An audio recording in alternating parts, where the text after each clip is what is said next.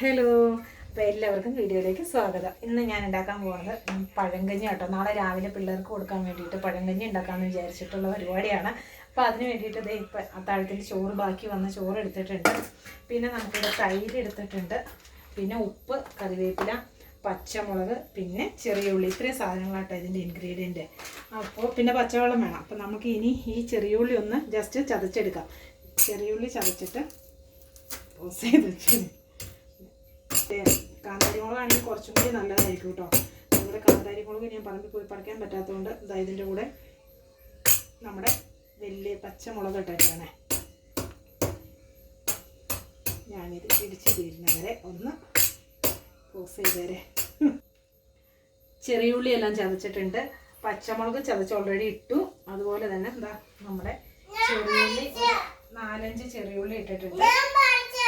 പിന്നെ നമുക്ക് കറിവേപ്പില കഴുകി വെച്ചിട്ടുണ്ട്.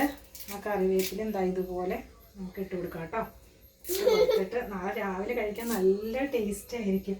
പിന്നെ തൈര് നോക്കിക്കോ, തൈര് നമ്മുടെ പാകത്തിന് തൈര് ഒഴിച്ച് കൊടുത്തു.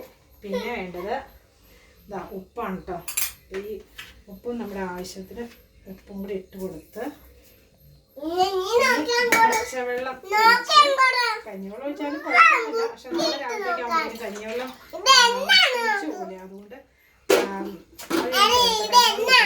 ഇപ്പൊ ഇതുപോലെ